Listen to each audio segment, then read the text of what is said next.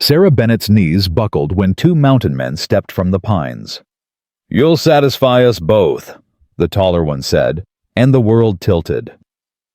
She'd escaped Boston's factories for this a mail-order bride contract that wasn't for one husband, but two brothers who expected to share her in the lawless Colorado wilderness. No law, no church, no witnesses. Just her and them, and a winter that would freeze her corpse if she ran. Before Sarah makes her impossible choice, hit that subscribe button and stay until the end to see how a terrified orphan girl becomes something none of them expected. Drop your city in the comments so we can see how far this story travels. The stagecoach driver wouldn't look at her. "This is it," Sarah's voice cracked. "Reed Ranch, 5 miles up." He pointed at darkening pines. "They'll come." The sun's setting. "Got a schedule, lady." His whip cracked. Dust rose. Sarah stood alone on a mountain road with a trunk and $11 and no way back. 23 years old. Everything she owned fit in 40 pounds of leather luggage. Behind her, Boston orphanage floors she'd scrubbed bloody factory machines that ate girls' fingers a boarding house mistress who'd given her 30 days to find a husband or find the streets. Ahead, wilderness that could swallow her whole. She pulled her shawl tight. October cold bit through cotton like teeth through skin. Her Sunday dress looked ridiculous here. City fabric already filthy lace collar, limp with dust. A branch snapped. Sarah spun. "Hello?" Another crack. Closer. Something moving with purpose. "Mr. Reed." Her voice disappeared into emptiness. "I'm Sarah Bennett. You're intended." Two figures emerged from the trees. Sarah's breath stopped. They were giants. 6'4" of muscle and leather and hard living. The first had dark hair past his collar face weathered like old wood. The second carried a scar through his eyebrow and arms thick as fence posts. Neither smiled. "Miss Bennett." The dark-haired one's voice rumbled deep. "Colton Reed, this is Matias." Sarah tried to curtsy. Her legs shook. "Mr. Reed, I'm pleased. We're both Mr. Reed." Matias cut her off. "That matters?" Her stomach dropped. She looked between them. Colton's eyes were storm cloud gray.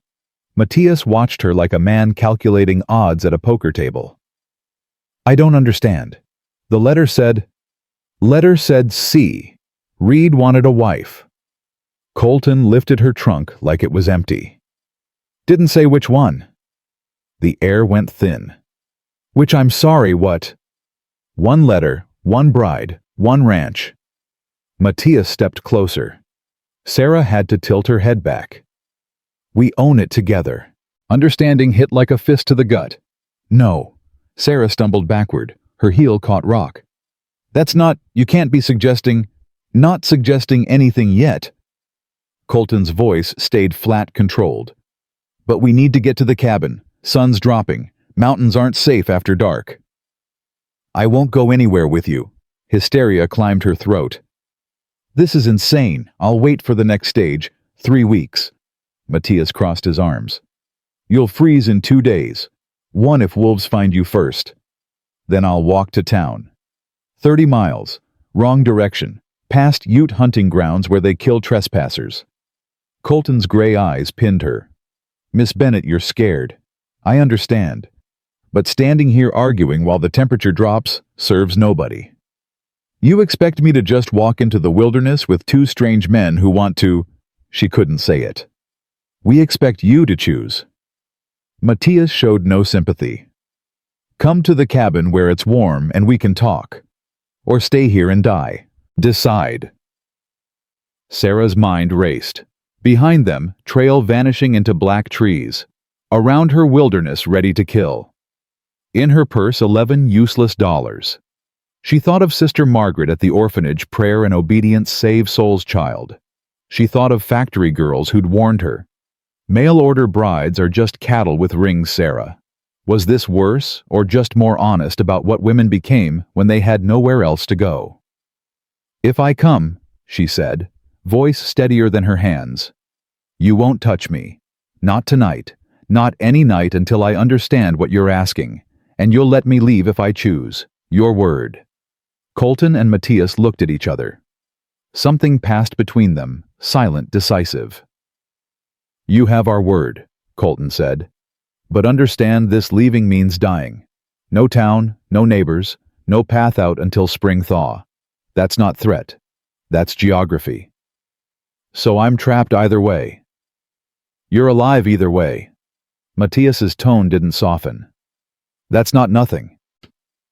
Sarah stared at her trunk in the dirt. Everything from Boston stuffed inside. Her whole history reduced to 40 pounds. Her mother had died when Sarah was 6.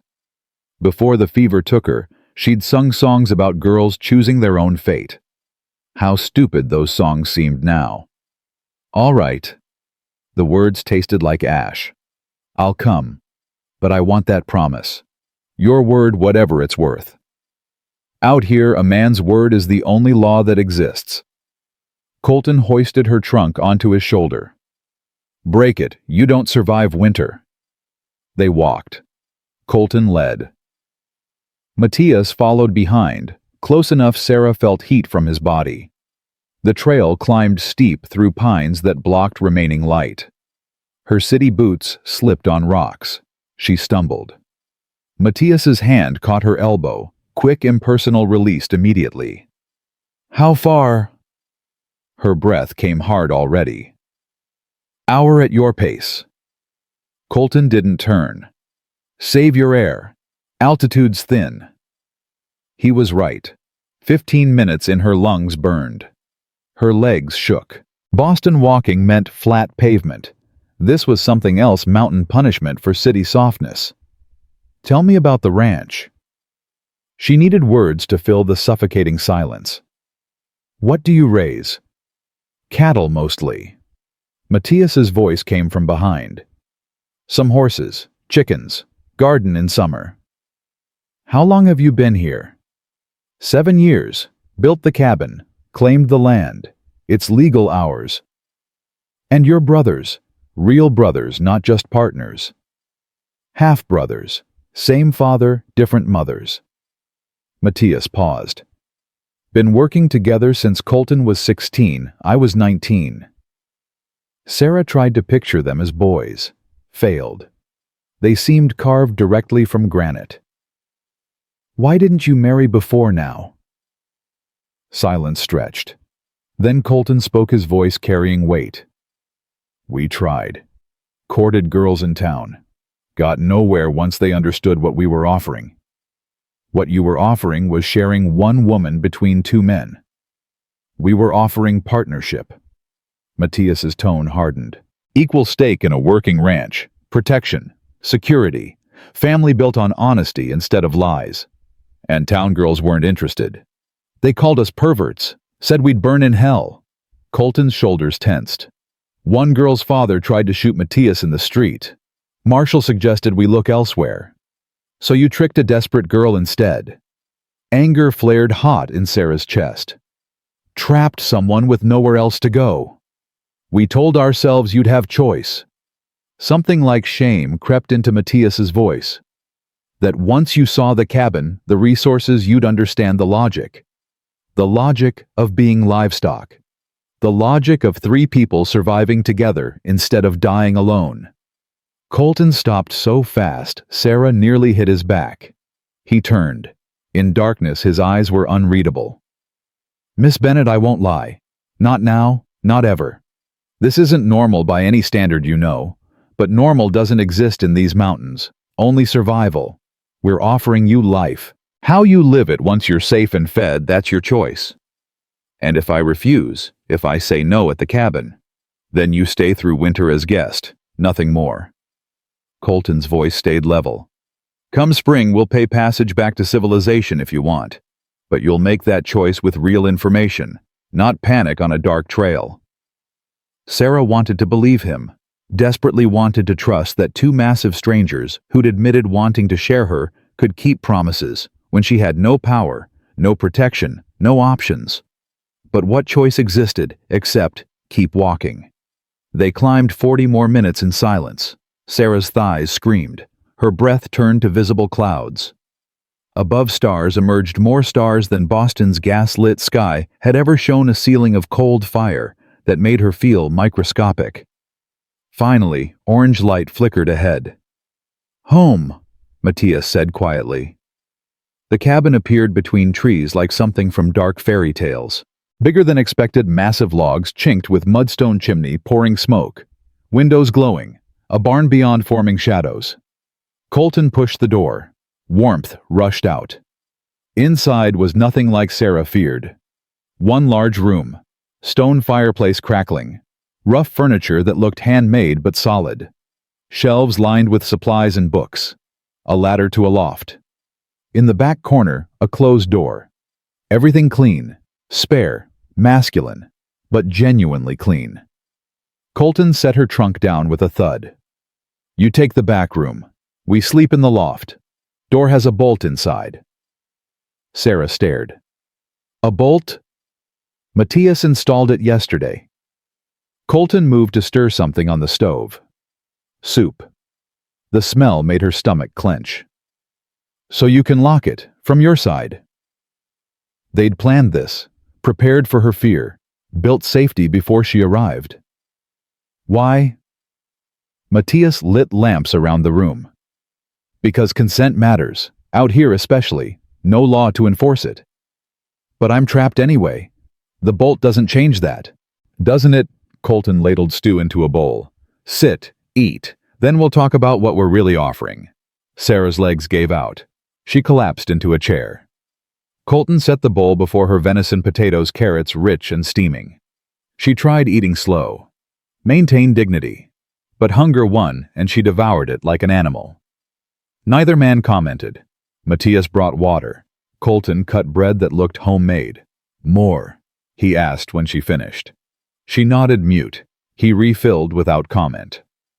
Only after 3 helpings did Colton sit across from her.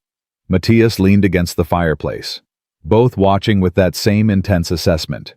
"Truth now," Colton said. "All of it." Sarah's fingers tightened on her cup. "We need a wife, singular. This ranch requires 3 people. One gets hurt, everything collapses. We've managed alone 7 years. It's killing us. We need help, partnership, family." "And you expect one woman to be wife to both?" "We expect one woman to be equal partner to both." Matias's voice stayed firm. "Not property, not servant, partner. Your voice weighs the same as ours in every decision about this ranch, this life. In exchange for what? Your bed, both beds. In exchange for sharing everything." Colton held her gaze. "Work, resources, protection, respect. And yes, eventually, if you choose physical intimacy, but only if you choose Miss Bennett, only if you want it." Sarah laughed bitterly. "Want it? How could any woman want something so—" She had no words for what churned in her chest. "We don't know." Colton's honesty felt like a weapon. "That's why we're laying it plain. Stay through winter. Learn who we are. Learn what this life means. Then decide if partnership with us, all of us, is something you can accept. And if I can't, spring comes, you leave with money to start fresh somewhere else." Matias's scarred face showed no deception. "We'll honor it, but we're hoping you'll see what we see." "Which is what?" "That 3 people together can build what would break anyone alone." Colton stood, moved to stoke the fire. "That unconventional doesn't mean wrong. That in wilderness, this brutal survival looks different than Boston drawing rooms." Sarah's mind spun. Everything they said made horrible practical sense. That was the worst part. She couldn't argue the logic. Only her own revulsion at what they suggested. "I need to think. Alone." "Back room's ready." Matias gestured. "Fresh sheets, blankets, chamber pot under the bed. Lock the door if you want." Sarah stood on shaking legs. Walked to the door. Her hand touched the latch. "Miss Bennett." She turned. Colton watched her with something almost like sadness. We know what we're asking isn't fair, isn't normal, probably isn't right by anything you were taught. But we're not monsters. Just men trying to survive who need help, hoping to find someone who'll choose to help. Sarah didn't answer. She went inside and closed the door. The bolt slid home with a heavy snick. The room was tiny. Bed, table, hooks on the wall, but clean and warm. Quilts piled high. Candle flickering beside a water pitcher. Sarah collapsed onto the bed and finally cried huge sobs that shook her whole body. 2,000 miles to escape poverty and powerlessness, only to find herself more trapped than ever. Trapped with two men wanting impossible things. Trapped in mountains that would kill her if she ran. Trapped by her own desperate gamble. But as tears slowed, another thought crept in. They'd given her the bolt. Promised safety. Spoken of partnership, respect, choice words she'd never heard from any Boston man, where women were decorative objects or cheap labor and nothing more. Were they lying? Using pretty words to hide dark intentions? Or were they telling truth? Sarah lay in darkness listening. Boots on wood floors. Low voices too quiet to make out. The ladder creaking as they climbed to the loft. Then silence. She waited for her door to rattle. For fists pounding. For proof that men were men and promises meant nothing. Nothing happened. Hours passed. Fire died to embers, orange lines visible beneath her door.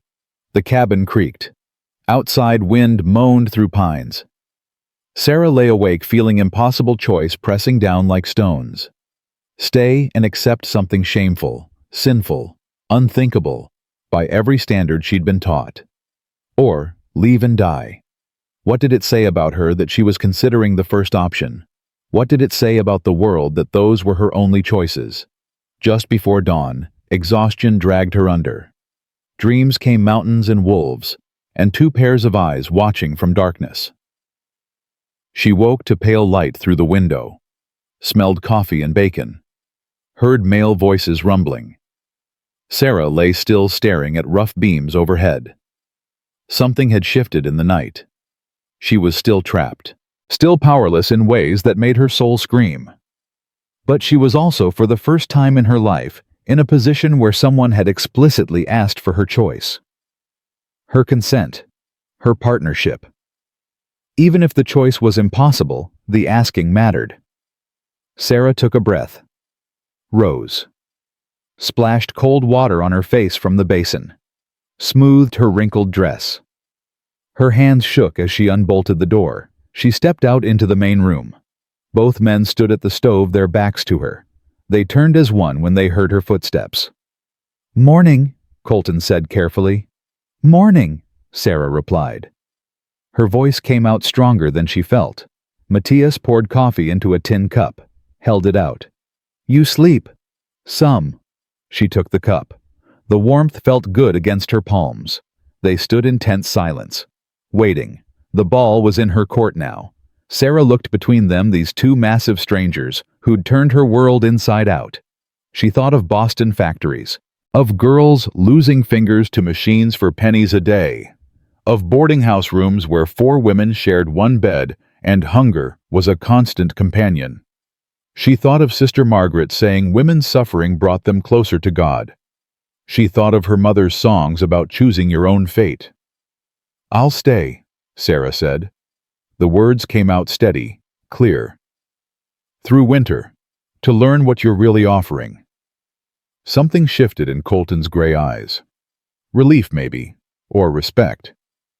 "And," Matias prompted, "conditions." "Yes." Sarah lifted her chin.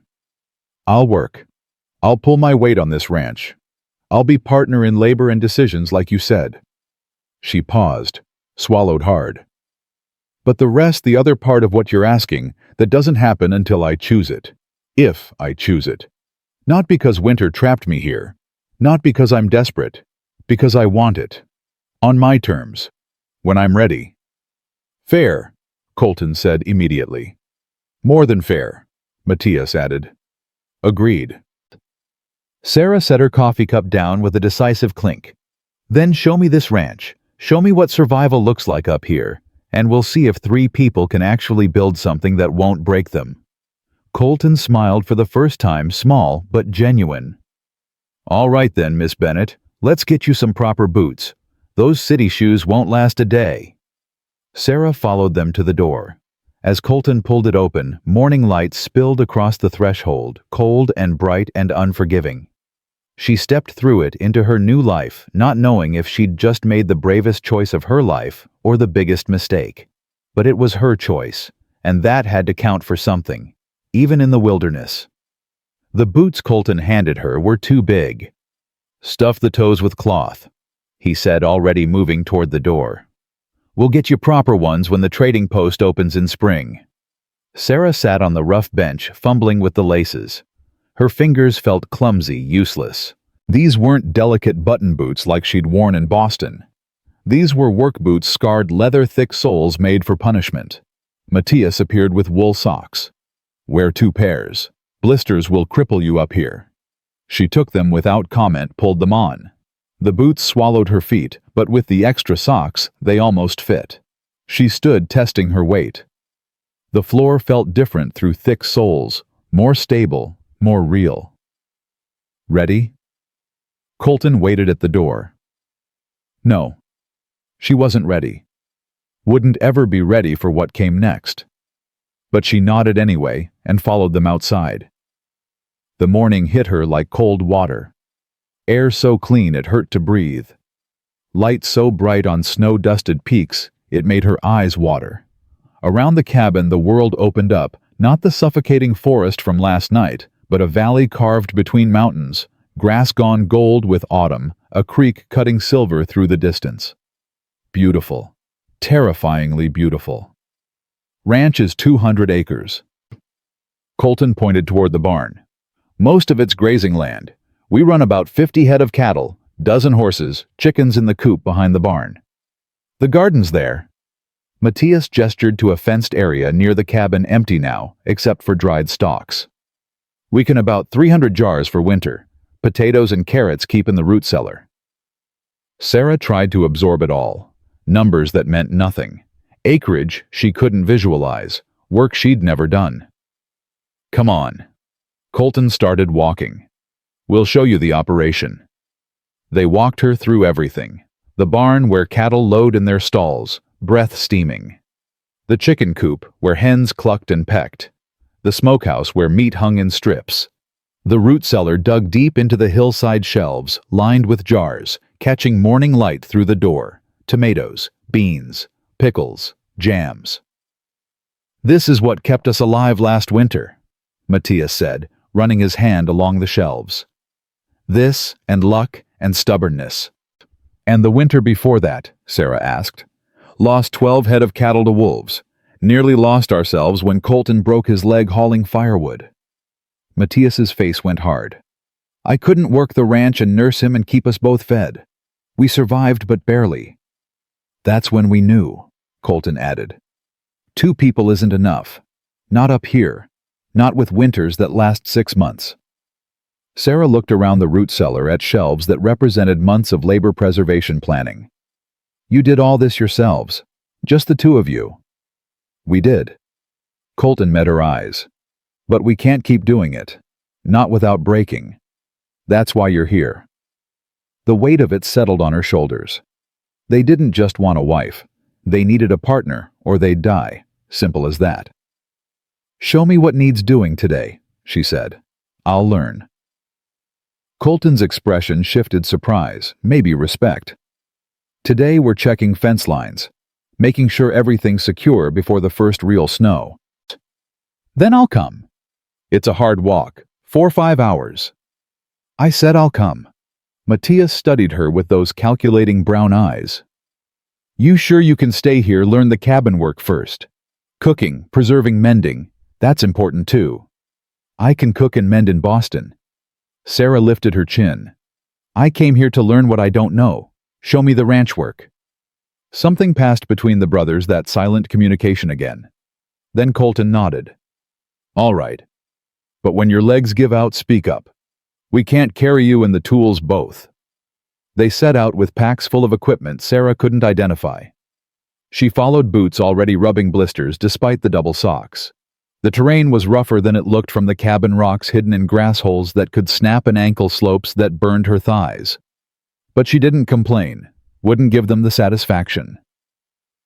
They walked an hour before Colton stopped at a section of fence.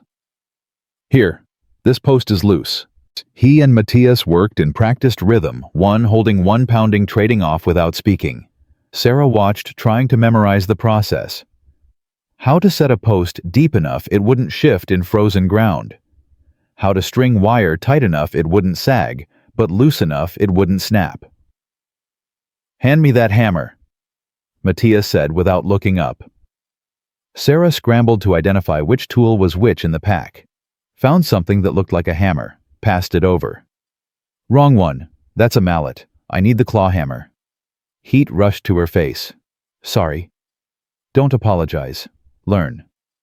Matias pointed. "Claw hammer, mallet, post driver, pliers. Say them back." She repeated the names, memorized the shapes. They moved to the next damage section, and the next. Each time Colton or Matias would call for a tool. Each time Sarah got faster at identifying it. "You're learning," Colton said after the fifth post. "Not praise, just observation." "I'm trying." "That's all we ask." By noon, Sarah's hands were raw, her back screamed.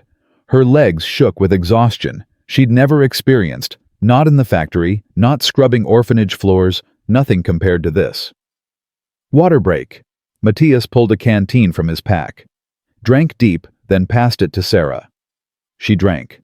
The water was so cold it hurt her teeth. "You holding up?" Colton asked. "Yes." A lie. She was dying. But she'd die before admitting it. "Another 2 hours," Matias said. "Then we head back. You speak up if you need to stop." "I won't need to stop." He almost smiled. Almost. "Stubborn. That's good. You'll need that up here." They kept working. The sun climbed higher, thinner at this altitude, baking her shoulders, while cold wind bit her face. Sweat soaked through her dress. Her hands bled from splinters she barely felt anymore. But she kept passing tools, kept learning names, kept moving. Finally, as shadows lengthened, Colton straightened. "That's enough. Last section can wait till tomorrow." Relief nearly buckled Sarah's knees, but she stayed upright through sheer will. The walk back took forever. Every step was agony. Her blisters had burst hours ago. Her muscles felt like they'd been beaten with hammers. But she kept pace, teeth gritted, refusing to fall behind.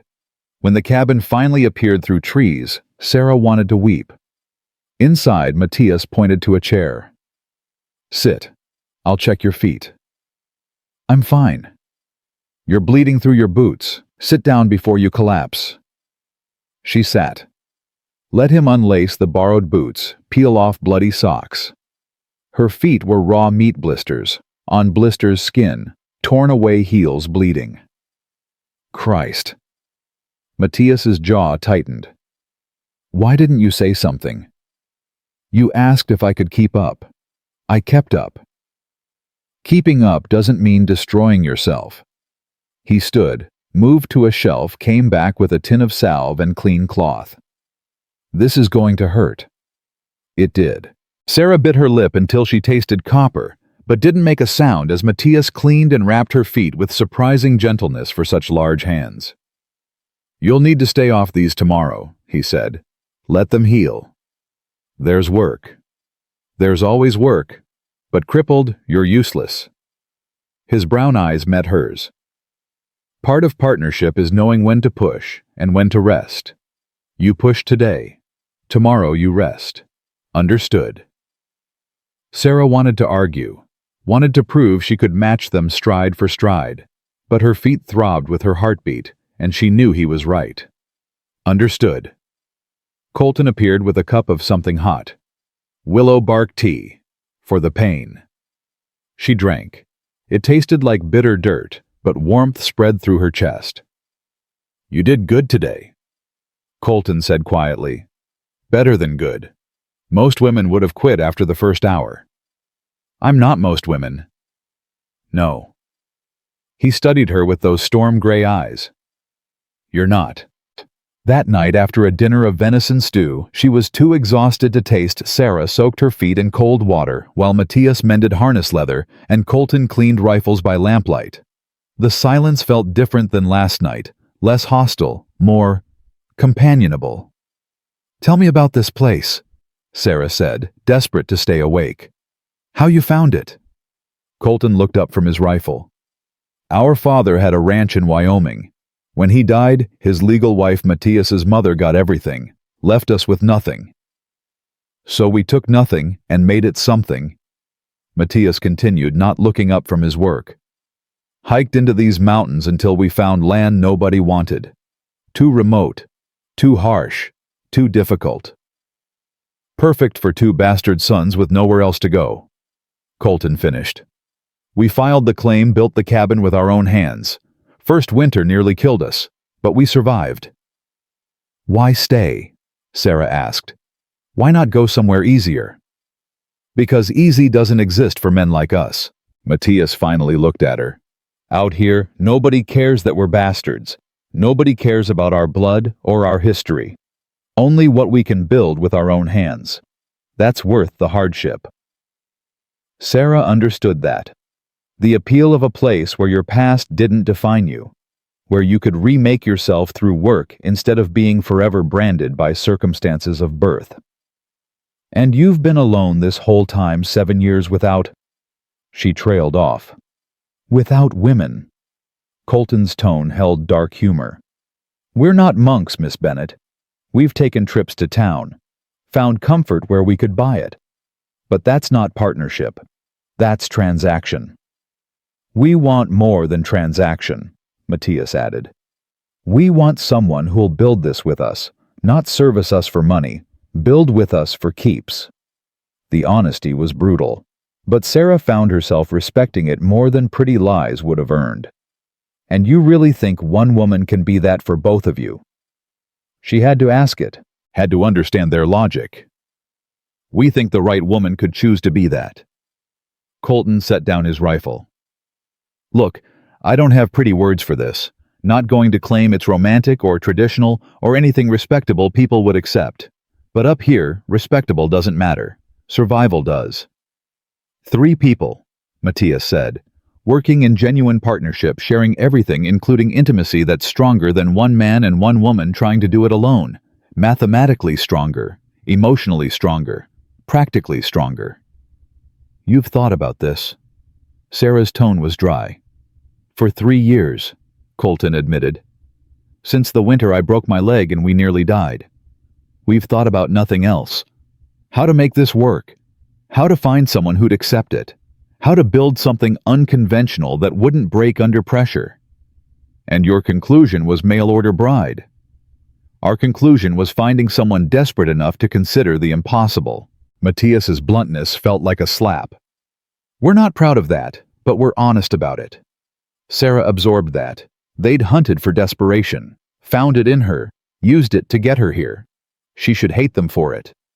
But sitting in the warm cabin with her feet wrapped and her stomach full, and the first day of actual work behind her, she couldn't quite manage hatred. Tell me how it would work, she said quietly. Practically, day to day, if I agreed. Both men went still. Colton spoke first, choosing words carefully. You'd share the cabin with us. Sleep where you're comfortable alone if you want, or not alone if you choose. Your choice always. Work would be divided by skill and strength. We're not asking you to haul logs, but cooking, preserving, mending, gardening, animal care, that would be yours alongside us. Decision-making is equal, Matias added. Ranch purchases, planning, everything we vote. 3 voices, not 2. Tie goes to discussion until we find compromise. And intimacy, Sarah's voice barely whispered. How does that work with 2 of you? However you want it to work. Colton's gray eyes held hers. If you wanted one of us and not the other, we'd accept that. If you wanted both, but separately, we'd accept that. If you wanted... He paused. If you wanted us together, we'd accept that too. Heat flooded Sarah's face. The implications of together crashed over her. That's... She couldn't finish. Shocking, Matias supplied. Sinful, unnatural. We've heard it all. But Miss Bennett people survive in the ways they have to. Frontier makes its own rules. Church would damn you, Sarah whispered. Church is 60 miles away and doesn't feed us through winter. Colton's tone stayed matter-of-fact. We'll face whatever judgment comes in the afterlife. But in this life, we're trying to build something that keeps us all alive and whole. Sarah's mind spun. Everything they described made horrible practical sense. And that was terrifying, that she could see the logic, understand the reasoning, even begin to imagine how it might work. I need time, she said finally. To think. To understand what I'd be agreeing to. Take all the time you need, Colton said. Winter's long, we're not rushing you. But they were in a way. Because every day in the cabin, every shared meal, every moment of working alongside them, it all normalized what should be shocking. Made the impossible seem almost reasonable. Sarah recognized the trap even as she walked into it. I should sleep, she said, pulling her feet from the cold water. My whole body feels broken. You'll hurt worse tomorrow, Matias warned. First day always does. He was right. She woke before dawn to pain so total she couldn't identify specific injuries. Everything hurt. Her feet, her legs, her back, her hands, her shoulders. Even breathing hurt. She bit back a groan, not wanting them to hear weakness through the thin walls. But when she emerged from her room, both men took one look at her, and Colton shook his head. You're staying inside today. Non-negotiable. I can work. You can barely walk. Matias gestured to the table where breakfast waited. Eat. Then we'll show you cabin work. Lighter work. Tomorrow you can come out again if you're healed enough. Pride wanted to argue. Common sense won. Sarah lowered herself carefully into a chair and accepted the plate of eggs and bacon Colton set before her. Thank you, she said quietly. Partnership means taking care of each other. He sat across from her. You pushed hard yesterday. Proved you're serious about pulling weight. Now prove you're smart enough to let yourself heal. So she spent the day learning different skills. How to mend their clothing with tiny, precise stitches. How to preserve meat properly so it wouldn't spoil. How to bake bread in the cast-iron Dutch oven buried in fireplace coals. How to churn butter until her arms screamed. Women's work, Boston would call it. But here, it was survival work. No different in importance than fixing fences or hauling firewood. By evening, Sarah's hands were cramped, but her feet felt better. She'd wrapped them fresh twice following Matias's instructions. The blisters still wept, but the worst pain had faded to manageable throbbing. After dinner, she sat by the fire while the men played cards, some gambling game with matches as stakes, since they had no money to waste. Their quiet banter washed over her, almost comfortable in its mundanity. This could be her life, this cabin, these men, this strange partnership they offered. Was that enough? Could it ever be enough? Miss Bennett. Colton's voice pulled her from thoughts. You're thinking loud enough to hear across the room. She looked up. Both men watched her with that same intense focus. I was thinking about choice, she said slowly. Real choice versus forced choice. Whether accepting something because I have no alternative actually counts as choosing. Fair question, Matias said. What's your answer? I don't know yet. Sarah pulled her shawl tighter. In Boston, I had no choices. Work myself to death in factories or starve. Marry whoever would have me or end up on the streets. Come here was the only option that wasn't immediate destruction. And now, Colton prompted. Now I'm learning that maybe choice isn't about having good options. Maybe it's about taking the least terrible option and making it into something livable. She met their eyes. Maybe that's all anyone really gets. We just lie to ourselves that we're choosing freely. That's a dark philosophy, Matias observed. Is it wrong? Neither man answered right away. Finally, Colton spoke, his voice thoughtful. I think choice is real even when options are terrible. Because how you face those options, how you shape them, how you make them yours, that's where freedom lives. Not in having everything, in claiming what you can from what you're given. Sarah turned that over in her mind. So you're saying even if winter trapped me here, I could still choose how to be here, choose partnership, or choose tolerance, choose intimacy, or choose distance. The circumstances aren't free, but my response could be. Something like that. And you'd honor whatever I chose, even if it meant you didn't get what you wanted. Yes, Colton said firmly. Because forced partnership isn't partnership, it's slavery. And we didn't survive 7 years building this place just to become the kind of men we despise. The conviction in his voice rang true. Sarah wanted to believe it, wanted to trust that these men who'd trapped her through desperation would somehow still respect her autonomy once they had her isolated. But trust was earned, not given. And she'd barely begun learning who they really were behind the hard exteriors. I'm going to bed, she announced, standing carefully on still tender feet.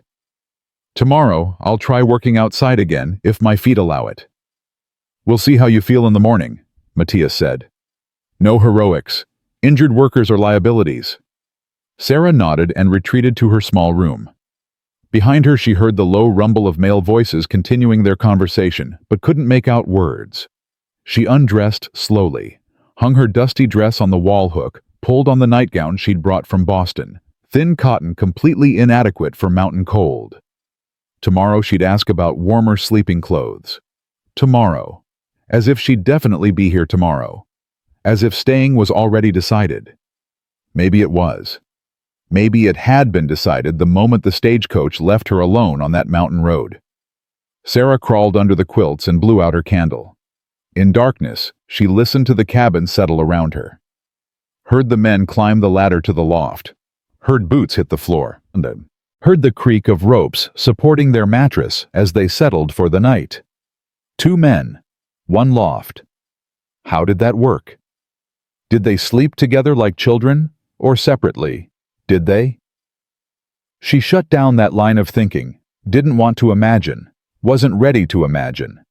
But as sleep took her, her mind drifted to forbidden places anyway, to what it might mean to be touched by hands that could gentle horses and mend her bleeding feet with surprising tenderness, to what it might feel like to be wanted by men who valued partnership over possession, to whether she could ever want them back. Sarah dreamed of mountains and snow and warmth she couldn't name. When she woke, her feet felt almost normal. The pain had faded to distant aching. She could walk without limping. She emerged to find both men already awake, coffee brewing, breakfast prepared. "How are you?" Matias asked. "Better. Ready to work." Colton studied her. "Prove it. Walk across the room and back." She did, keeping her gait steady, despite lingering soreness. He nodded. "All right, but we're working close to the cabin today. No long hikes." They spent the morning mucking stalls and spreading fresh hay. Hard work, but different than fence-mending repetitive, and contained rather than miles of hiking. Sarah's body protested, but held up. Over the next week, a rhythm developed. Work from dawn until dark. Meals shared around the rough table. Evenings by firelight doing small tasks, while conversation flowed easier each night. Sarah learned their patterns, their quirks, the way they communicated in glances and subtle gestures from years of working in tandem. She learned Colton was the planner, always thinking 3 steps ahead. Matias was the problem solver best in crisis.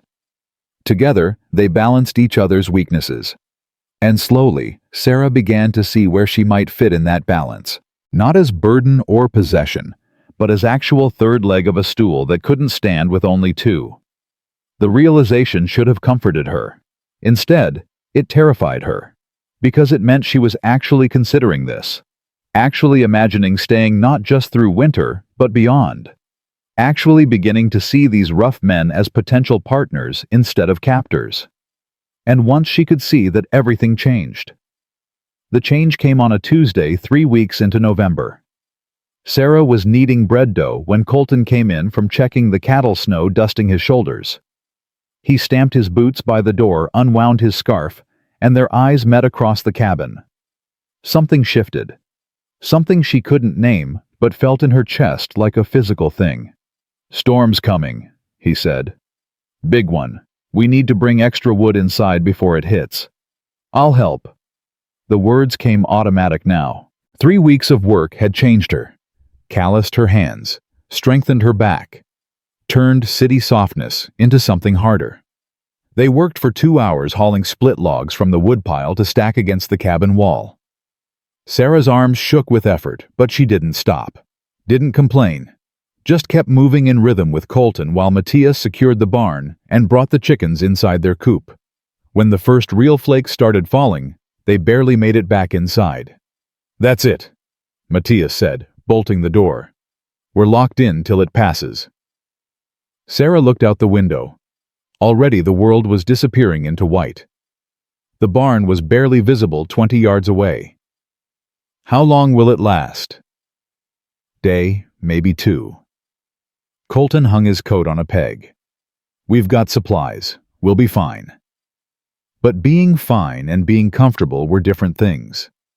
The cabin that had felt spacious with people coming and going suddenly felt small with all 3 of them trapped inside. The air grew thick with unspoken things.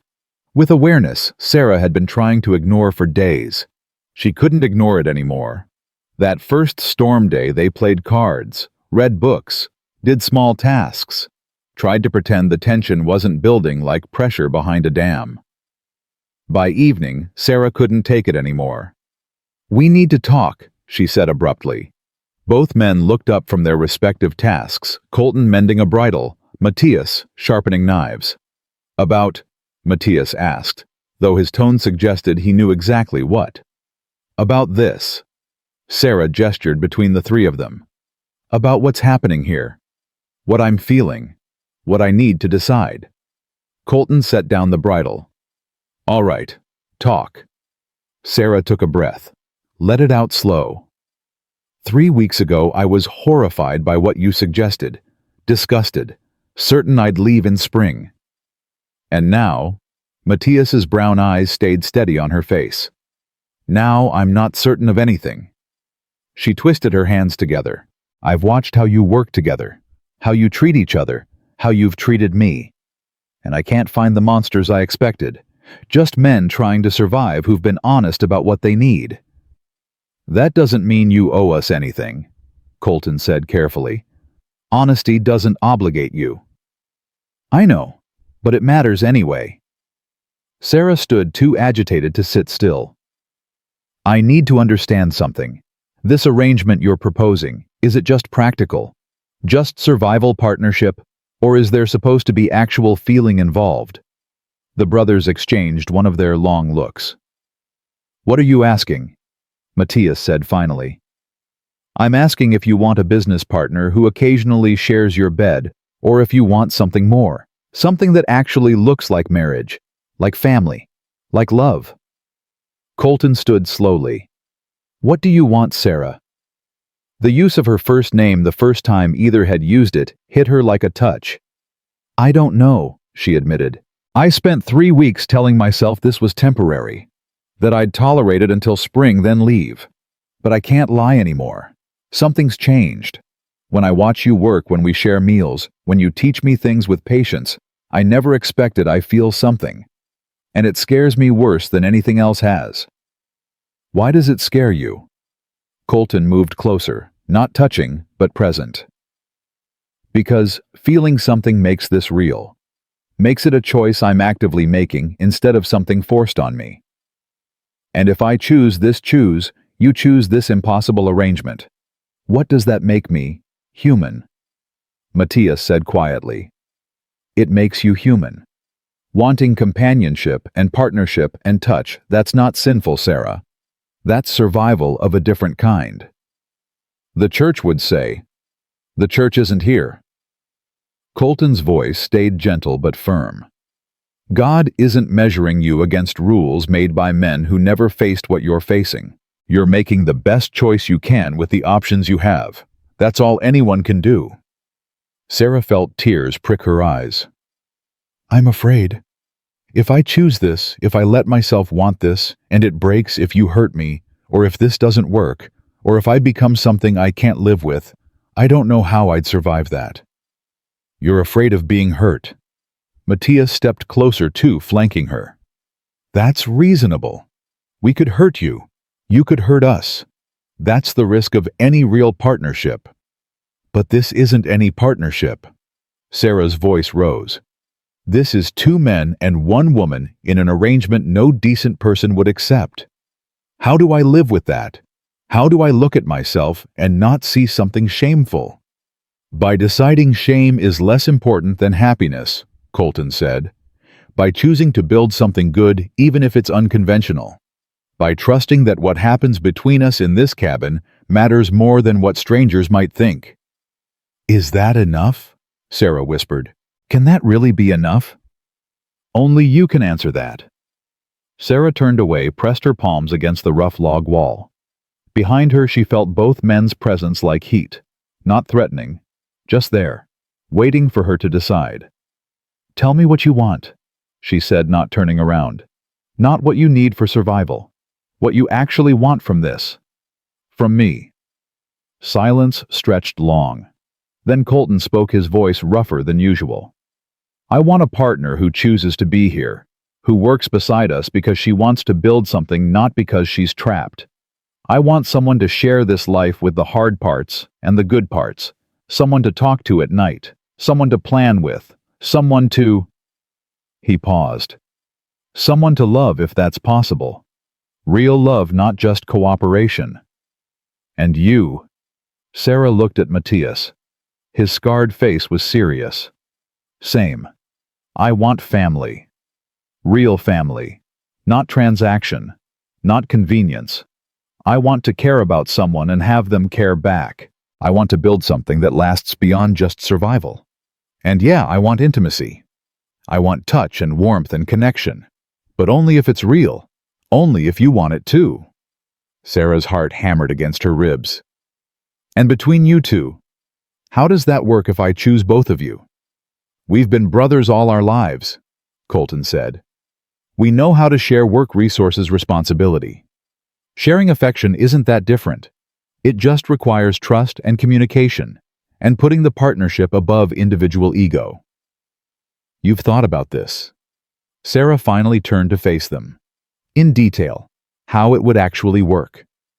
For 3 years, Matias admitted. We've talked through every scenario, every potential problem, every way it could break, and we both agreed if we found the right woman, someone who could actually be partner to both of us, we'd do whatever necessary to make it work. Even if that means... Sarah couldn't finish the sentence. Even if that means being vulnerable, Colton finished. Even if it means sharing not just resources, but actual intimacy. Yes, we've accepted that. Sarah's mind spun. They'd thought this through, really thought it through. This wasn't impulse or desperation. It was calculated choice based on years of consideration. That should have made it worse. Instead, it made it somehow more acceptable. They weren't stumbling into this blind. They knew what they were offering, what they were asking. I need... Sarah's voice shook. I need to know what happens next. If I say yes, if I choose to try this, what actually happens? Whatever you're comfortable with, Matias said. We move at your pace. If you want to start slow, just sharing space, building trust, we do that. If you want to jump in, he shrugged. We follow your lead. And if I want... Sarah swallowed hard. If I want to try, really try, to see if this could work, what does that look like? Colton moved closer, close enough she could feel warmth radiating from him. It looks like you choosing to let us court you properly, choosing to spend time with each of us, getting to know us not just as work partners but as men. And eventually, if you want, choosing intimacy. On your terms, when you're ready. Both of you. Sarah's whisper was barely audible. At the same time. If that's what you want, Matias said. Or separately, or just one of us. Whatever feels right to you. The possibilities crashed over Sarah like waves. She could have both. Could choose both. Could build something with both of them if she was brave enough to try. But was she brave enough? She looked between them. Colton with his storm-gray eyes and careful words, Matias with his scarred face and blunt honesty. Two men who'd worked themselves nearly to death trying to survive. Two men who'd been honest when lies would have been easier. Two men who'd kept every promise they'd made to her. Two men she was starting to care about despite every reason not to. "I'm terrified," she said finally. "Good," Colton replied. "That means this matters. Means you're taking it seriously. If I do this, if I try this, I need promises." "Name them." Sarah lifted her chin. "I need you to promise that my voice stays equal, that you'll never force me, that if this doesn't work, you'll honor that, and that you'll be honest with me always, even when the truth is hard." "Agreed," Matias said immediately. "All of it," Colton added. "You have our word." "Then," Sarah took a shaky breath, "then I want to try. I want to see if this impossible thing could actually work." The relief on both men's faces was palpable, but neither moved to touch her, didn't rush forward with celebration or expectation. "Thank you," Colton said simply, "for being brave enough to try." "I don't feel brave. I feel insane." "Maybe they're the same thing out here," Matias said with a small smile. The tension that had filled the cabin didn't disappear, but it shifted, changed from unbearable pressure to something more like anticipation. They ate dinner in near silence, but it was comfortable silence now. After while Matias cleaned dishes and Colton banked the fire for night, Sarah sat in her chair and tried to process what she'd just agreed to. She was going to try, really try, to build a life with two men, to accept something the entire world would condemn, to choose her own version of happiness over everyone else's version of proper. Was this strength or weakness, bravery or desperation? Maybe it was just survival of a different kind, emotional survival. The choice to reach for connection instead of dying alone inside propriety's prison. "Sarah," Colton's voice pulled her from spiraling thoughts. "It's late. You should sleep." She stood, started toward her small room, stopped at the door. "Colton, Matias." She turned to face them. "Thank you, for being patient, for letting me choose." "Always," Matias said. "That's the foundation of everything." Sarah went into her room and closed the door, but didn't bolt it. The unlocked door felt significant, like trust made tangible. She lay in darkness listening to them settle in the loft above, heard their low voices talking, but couldn't make out words, wondered what they were saying, whether they were as scared as she was, whether they doubted this could work. Sleep took forever to come, but when it did, Sarah dreamed not of mountains and wolves, but of hands reaching for her in warmth and safety. The storm broke on the third day. Sarah woke to brilliant sunshine and impossible silence, that peculiar quiet that comes after heavy snow when the world feels muffled and new. She emerged from her room to find Colton already up coffee brewing. "Morning," he said. His eyes held a question he didn't voice. "Morning." Sarah accepted the cup he offered. Their fingers brushed in the exchange. The touch sent electricity up her arm. Colton noticed. She saw recognition flash across his face, but he didn't comment, just moved to start breakfast. Over the next week, everything stayed the same and changed completely. They still worked from dawn to dark, still shared meals and evening tasks, still fell into the rhythm they'd built over weeks. But now, awareness hummed between them constantly. Sarah found herself watching Colton's hands as he worked, noticing the strength in Matias's shoulders, Catching them watching her in return with heat in their eyes, they no longer tried to hide. The courtship. If that's what this was, happened in small moments. Colton teaching her to shoot standing behind her to adjust her grip, his chest warm against her back. Matias reading aloud by firelight, his deep voice turning poetry into something physical. Shared glances across the dinner table. Hands brushing during work. Electricity building with no outlet. Sarah felt like she was burning from the inside out. Finally, 10 days after her decision, she couldn't take it anymore. Stop. The word burst out during dinner. Both men froze. Stop being so careful with me. Sarah set down her fork with a sharp click. Stop treating me like I'm made of glass. I said I wanted to try this. So stop dancing around what that means. We're giving you space, Colton said carefully. Letting you adjust. I've adjusted. I've decided. And now you're making me feel like I have to do all the pursuing, while you both act like perfect gentlemen. Frustration sharpened her voice. I don't want perfect gentlemen. I want the men who were honest enough to tell me the truth from the start. Matias leaned back in his chair studying her. What do you want, Sarah? I want you to stop waiting for permission I've already given. I want you to show me what this partnership could actually be. She stood abruptly. I want one of you to kiss me before I lose my nerve and change my mind. Silence crashed through the cabin. Then Colton stood, moved around the table, stopped in front of her close enough she had to tilt her head back to meet his eyes. You're sure? His voice had gone rough. I'm terrified, but I'm sure. His hand came up slowly, giving her time to pull away. Cupped her jaw with callous gentleness. His thumb brushed her cheek. Last chance to change your mind, he murmured. Stop talking and kiss me.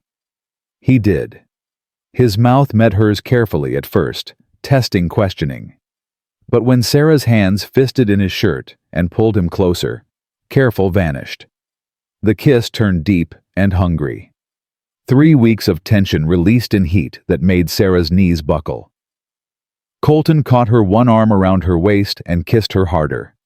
She'd been kissed before, fumbling encounters with factory boys behind buildings, meaningless and quick. This was nothing like that. This was consuming, deliberate, a promise made with lips and tongue and teeth. When he finally pulled back, they were both breathing hard. Christ, Colton breathed.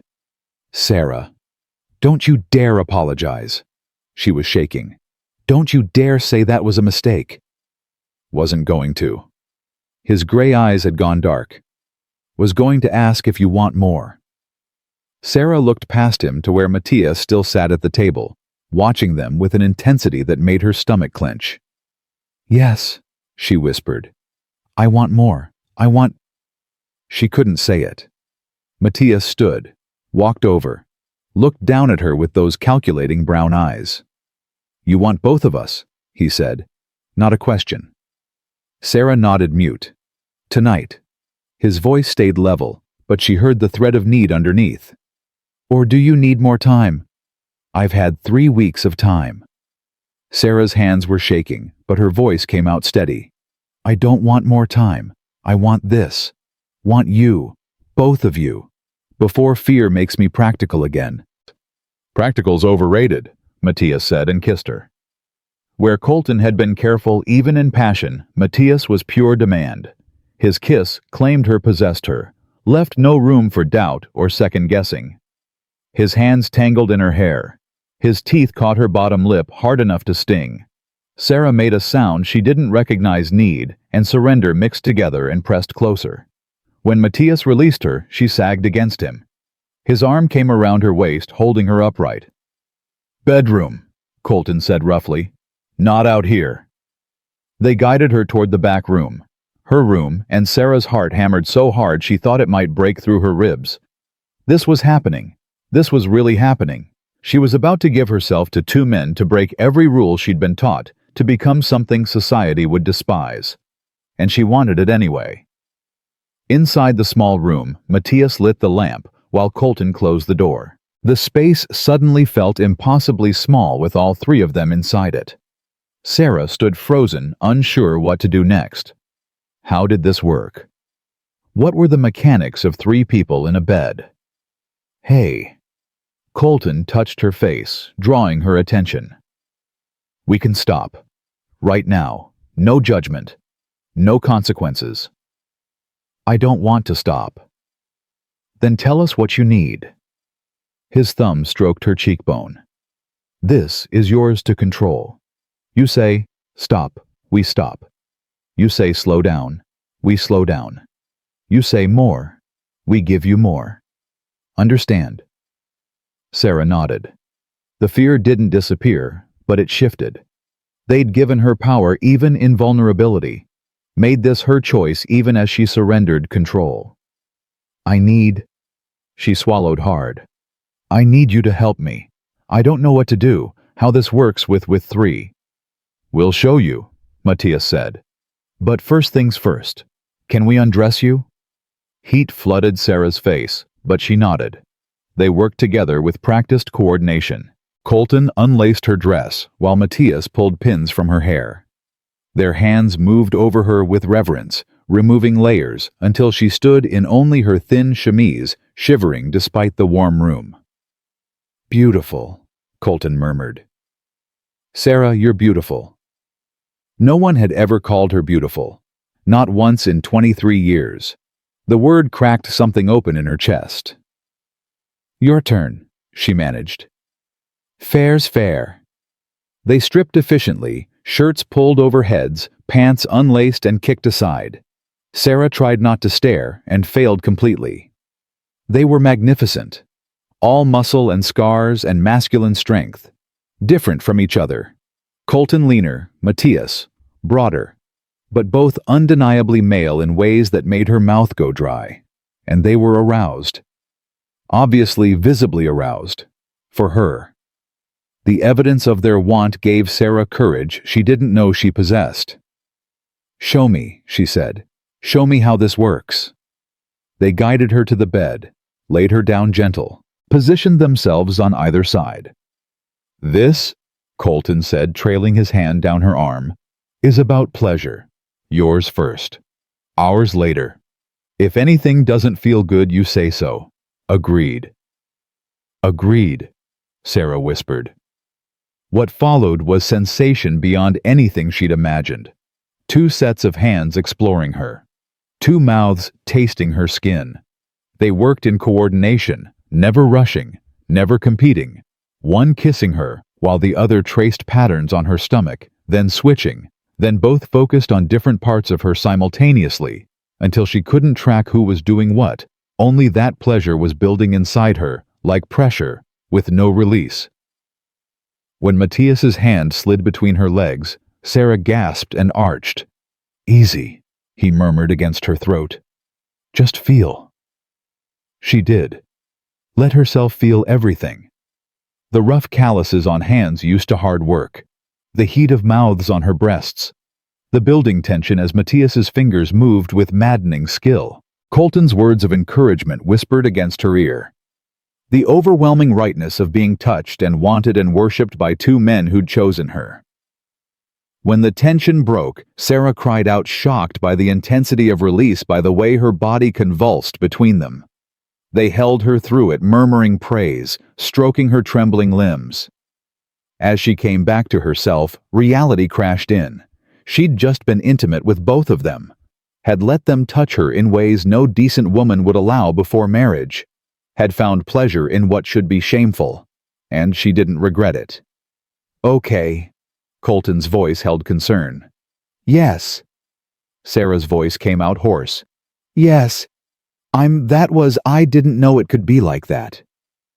That was just the beginning, Matias said, pressing a kiss to her shoulder. If you want more, if you're ready. Sarah looked between them, saw the evidence of their unfulfilled need, saw the restraint it cost them to wait. I want more, she said. I want all of it. Everything this partnership means. Show me. They did. With patience and care and coordination born from years of working in perfect tandem, they showed her exactly what it meant to be loved by two men who'd chosen her. who wanted her not just for survival, but for connection, who made her feel not like property, but like partner, like equal, like the center of something precious. Afterward, Sarah lay between them, their breathing synchronizing in the darkness. Her body ached in new ways, but her heart felt fuller than she'd ever imagined possible. "No regrets?" Matias asked quietly. "No." The word came without hesitation. "This is insane. It's scandalous. It would ruin me anywhere else. But here with you, it's right. It's exactly right." Colton's arm tightened around her. "Welcome to the family, Sarah." Family. The word settled into her bones. She had family. Not blood family, not traditional family, but family chosen through courage and honesty and desperate trust. It was enough. It was everything. Sarah closed her eyes and let sleep take her, wrapped in warmth and security she'd never known existed. She'd chosen, and her choice had changed everything. Sarah woke to pale winter light and the sound of men's voices in the main room. For a moment, disorientation clouded her mind. Then memory crashed back last night, what they'd done, what she'd chosen, and heat flooded her face. She'd given herself to both of them, had welcomed them into her bed and her body, had found pleasure she hadn't known existed, and now she had to face them in daylight. Sarah pulled on her dress with shaking hands, tried to smooth her tangled hair, took 3 steadying breaths before opening the door. Both men turned as she emerged. Their eyes held questions, and something that looked like hope mixed with uncertainty. "Morning," Colton said carefully, like he was addressing a spooked horse. "Morning." Sarah's voice came out steadier than she felt. She moved to the table where coffee waited, poured herself a cup, felt their stares burning into her back. Finally, she turned to face them. "Stop looking at me like you're waiting for me to fall apart. I'm fine." "Are you?" Matias asked bluntly. "Because last night was a choice I made." Sarah lifted her chin. "And I'm not taking it back. Unless you want to take it back." "God, no." Colton moved closer. "Sarah, last night was, we just need to know you're all right. That you don't regret it." "I don't regret it." The words came firm and true. "I'm scared about what it means, scared about who I'm becoming. But I don't regret choosing you. Either of you. Both of you." Relief washed across both their faces. Matias exhaled hard. "Thank Christ. I thought maybe in the morning light you'd come to my senses." Sarah managed a small smile. "Maybe I have. Maybe my senses are just different than what I was taught they should be." "Different's not wrong," Colton said. "No, different's just different." Sarah took a sip of coffee, gathering courage. "But we need to talk about how this works. Day to day, practically. I can't just pretend last night didn't change everything." "It did change everything," Matias agreed. He pulled out a chair, gestured for her to sit. "So, let's talk it through." They spent the morning hashing out details that felt both mundane and monumental. Where Sarah would sleep, she could choose her room or the loft, or alternate whatever felt right. How they'd handle intimacy going forward openly, but with respect for privacy and comfort.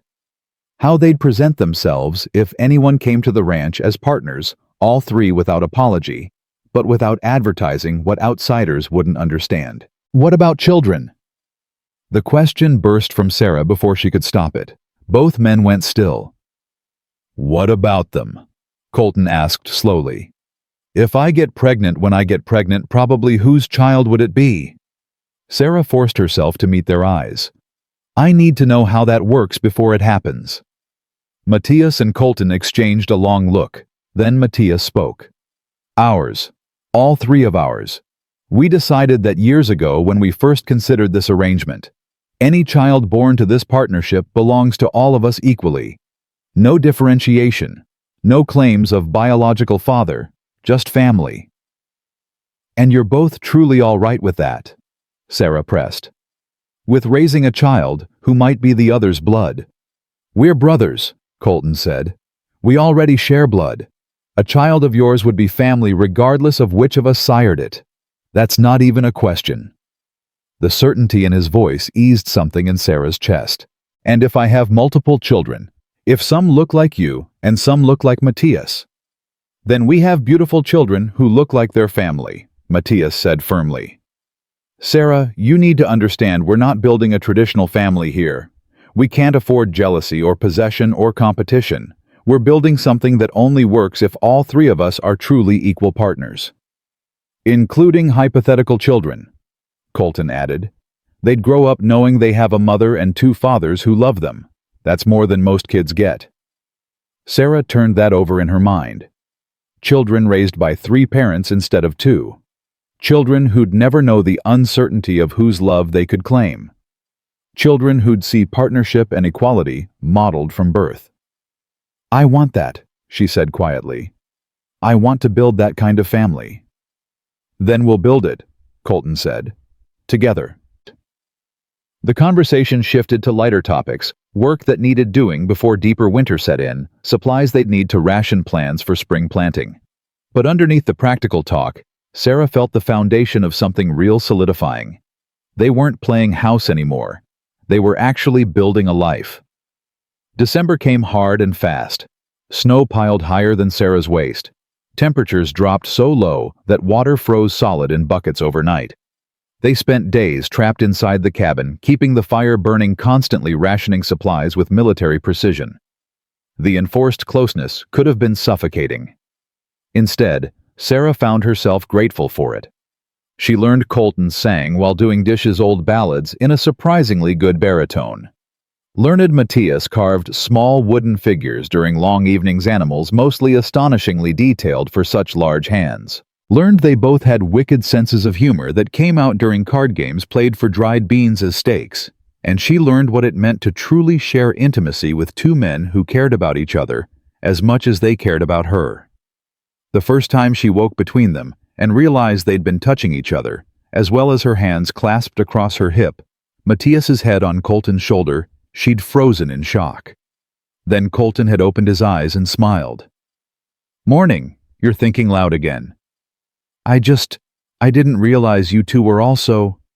Sarah couldn't finish the sentence. "We're brothers," Matias had said, waking. "And we're partners in everything. Why wouldn't we also share physical comfort with each other?" "Because that's..." Sarah stopped. "Because that's what's sinful." They were already damned by any religious standard. Wrong. Everything about their arrangement was wrong by conventional measures. "I don't know. It just surprised me." "Does it bother you?" Colton asked seriously. Sarah considered. Did it? Two men finding comfort in each other, as well as in her two men, whose partnership ran so deep it included all forms of intimacy. No, she realized. It doesn't bother me. It's just another way you're partners. Another way this family is different from anything I expected. Good, Matias had said and kissed her, then kissed Colton, then pulled them both closer. Because this is how it works. All of us, all the ways, no jealousy, no shame, just family. By Christmas, which they celebrated with a chicken dinner and small gifts carved from wood, Sarah had stopped questioning the shape their family took. Stopped measuring it against what she'd been taught families should look like. This was her family. Unconventional, impossible, perfect in its imperfection. The new year brought brutal cold and a week-long blizzard that buried the cabin under snow up to the windowsills.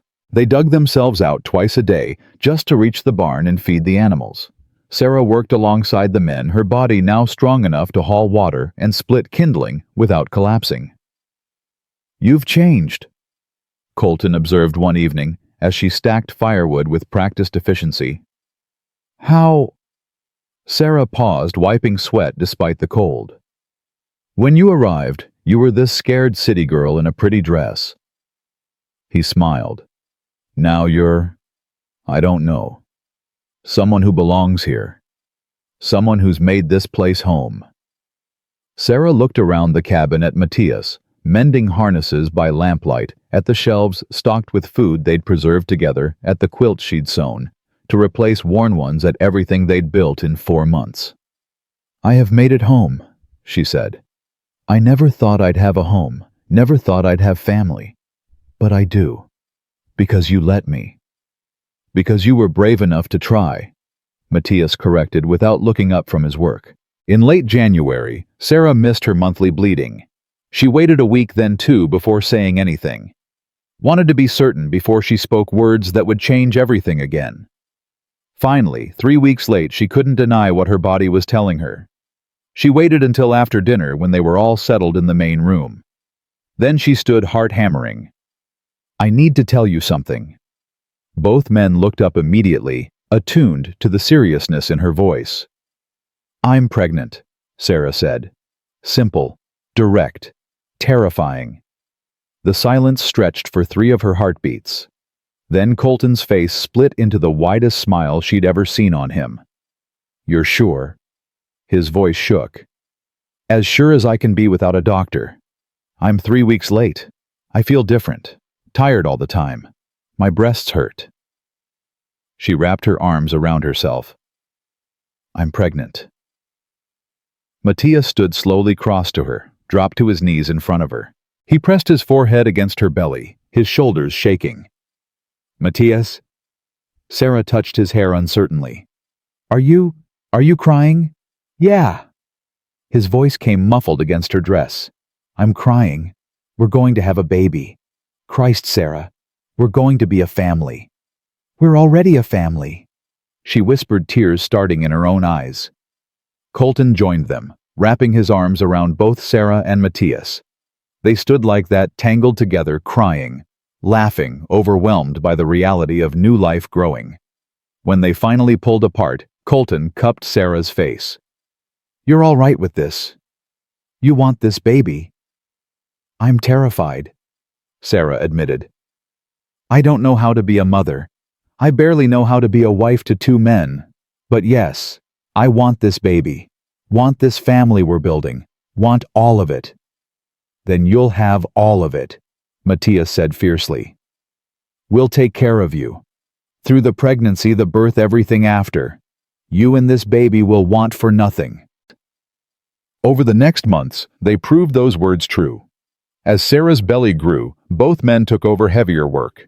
They treated her like she was made of glass, and also like she was still fully capable of balance that should have been impossible, but somehow worked.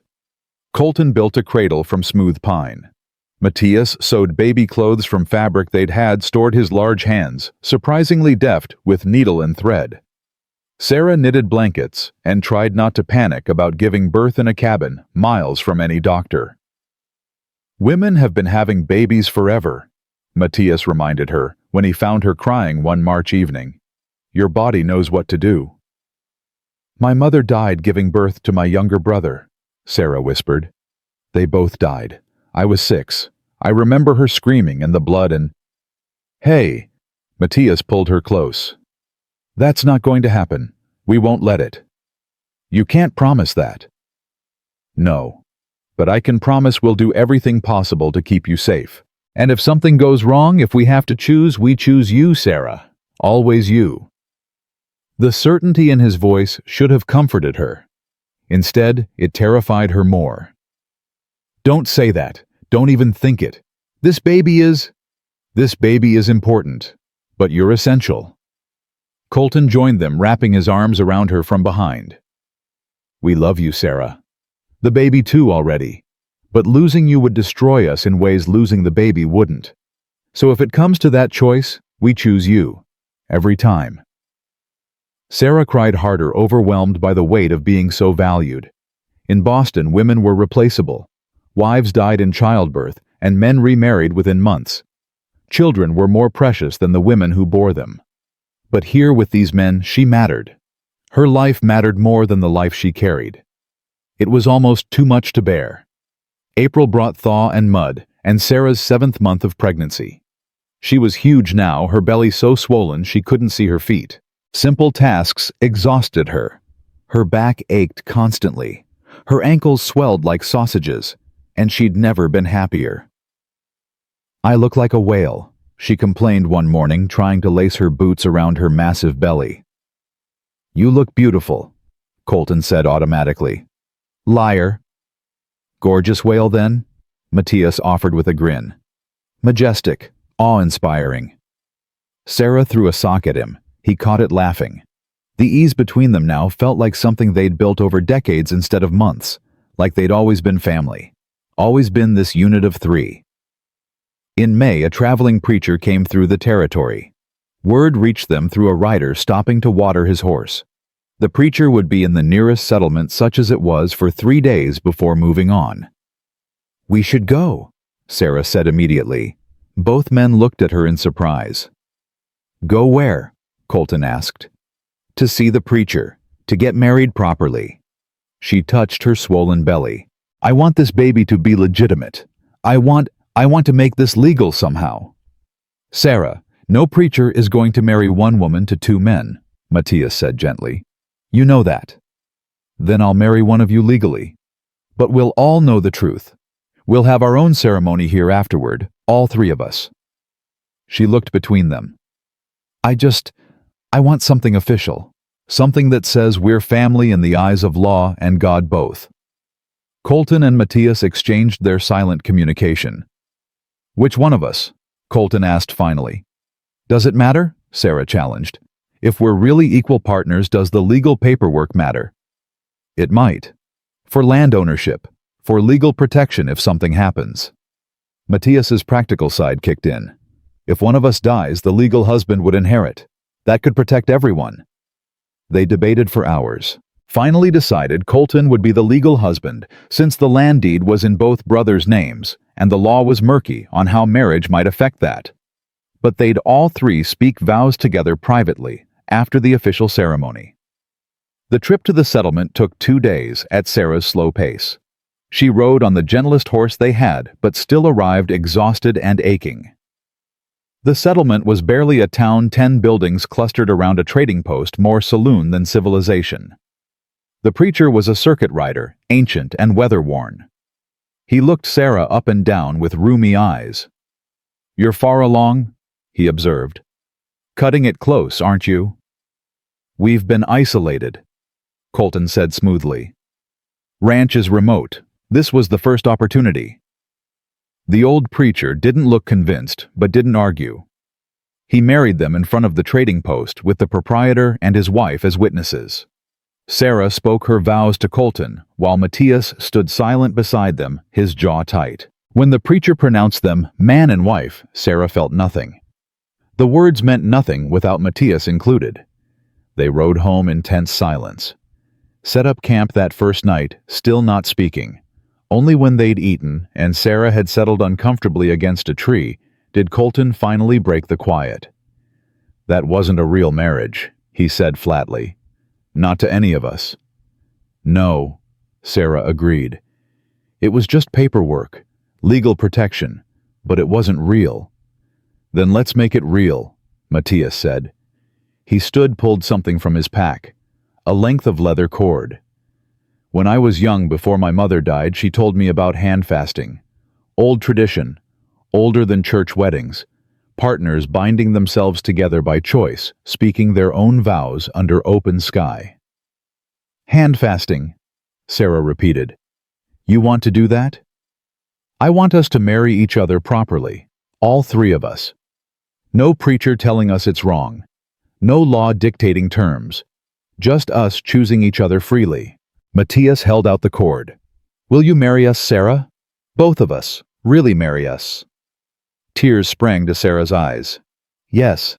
God, yes." They stood together under stars brighter than any Sarah had seen in the city.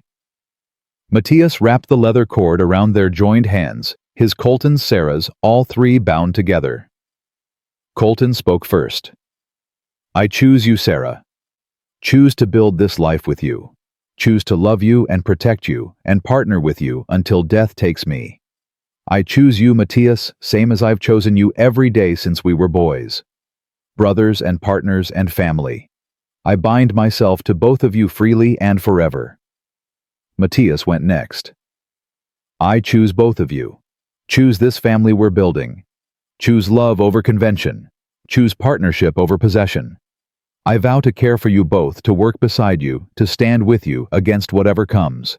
I bind myself to you freely and forever. Then Sarah. Her voice shook but held strong. I choose both of you. Choose this impossible family. Choose love in whatever form it takes.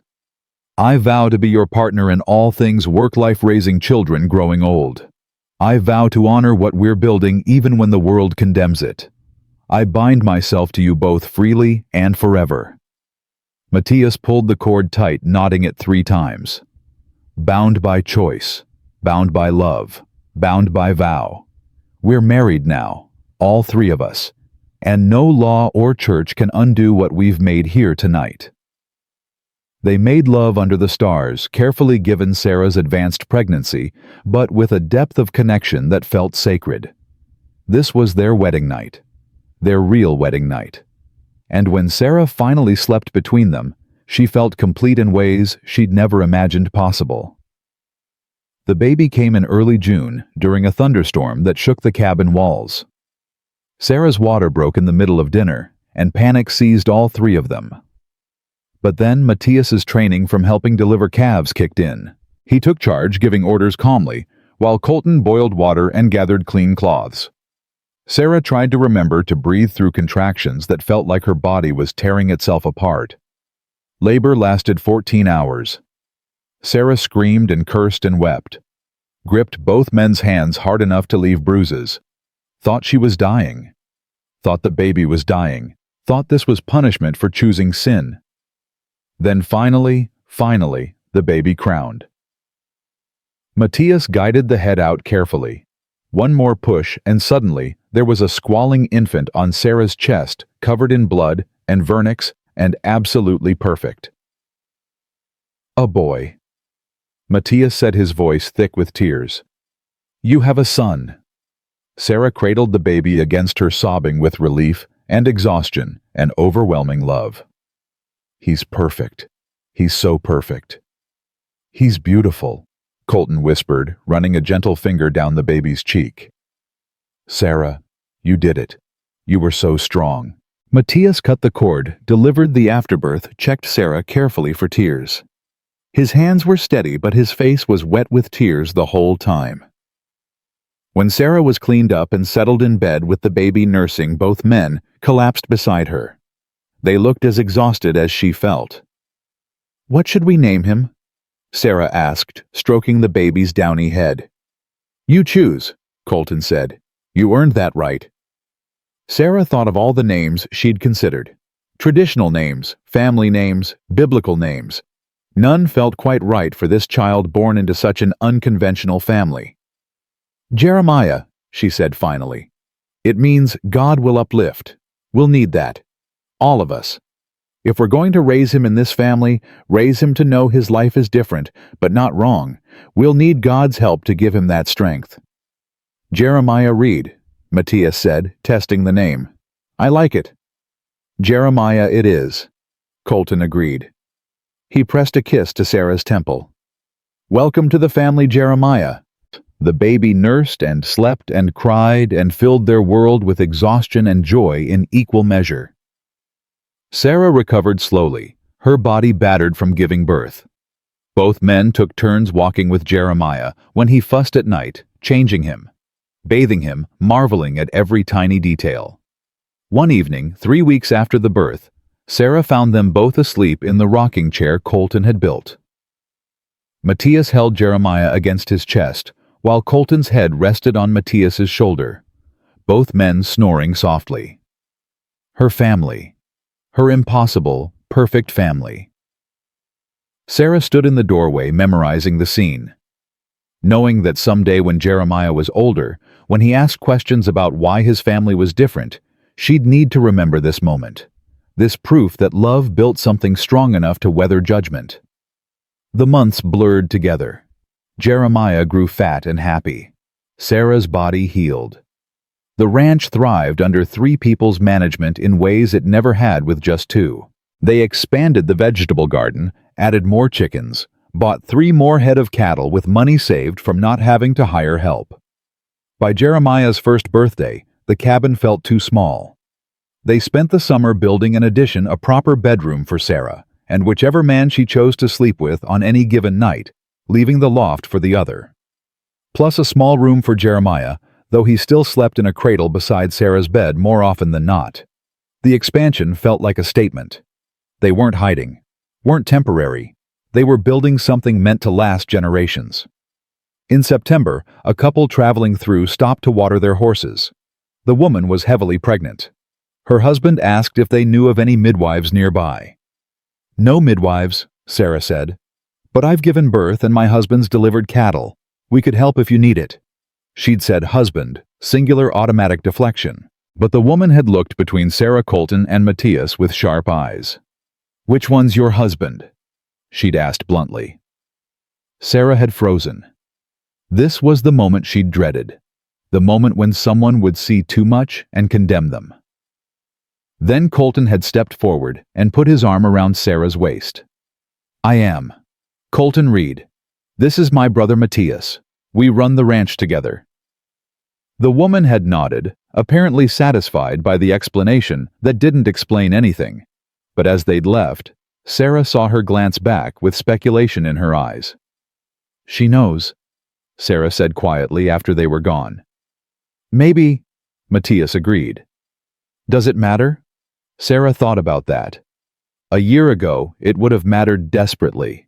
Now, no, she realized. Let her know. Let everyone know. We're not doing anything wrong. We're just loving each other and raising our son and surviving. That's nothing to be ashamed of. "No shame," Colton agreed, pulling her close. "Never shame. Not in this family." By Jeremiah's second birthday, Sarah was pregnant again, this time without fear, this time with pure joy. They were building their family, building their legacy, building proof that love could take unconventional shapes and still be strong. The second baby, a girl they named Eleanor, came easier than Jeremiah had. Sarah labored only 6 hours before their daughter entered the world squalling. "Look at her," Matias breathed, cradling the tiny infant. "She's perfect." "She has your eyes," Colton said to Sarah, "and Matias's dark hair." Sarah smiled, too exhausted to comment on whose child Eleanor might biologically be. It didn't matter. She was theirs, all of theirs. Just like Jeremiah, just like any future children they might have. They were family, by choice, by vow, by love that refused to fit conventional molds. And that was enough. More than enough. It was everything. Years passed the way they do in the mountains, measured not by calendars, but by seasons of planting and harvest, by children growing taller, by gray threading through dark hair, by the slow accumulation of memories that became the foundation of a life well lived. Sarah stood at the stove one morning, Eleanor clinging to her skirts while she stirred oatmeal.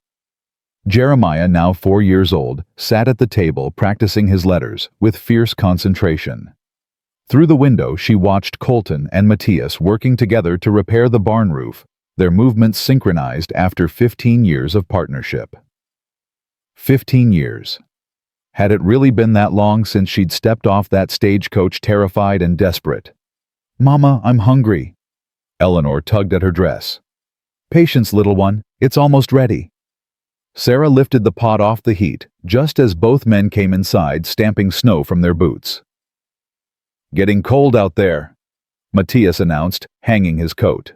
"Winter's coming early this year." "We've got supplies," Colton said, ruffling Jeremiah's hair as he passed. "More than enough for 5 of us." 5, because Sarah was pregnant again.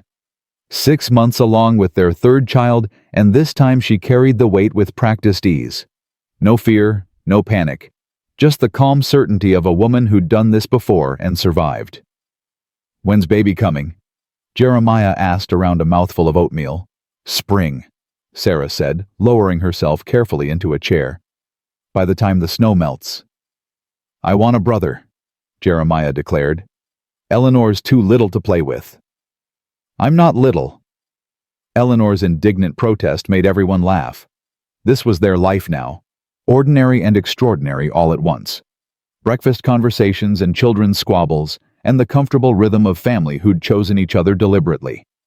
But that afternoon, the rhythm shattered.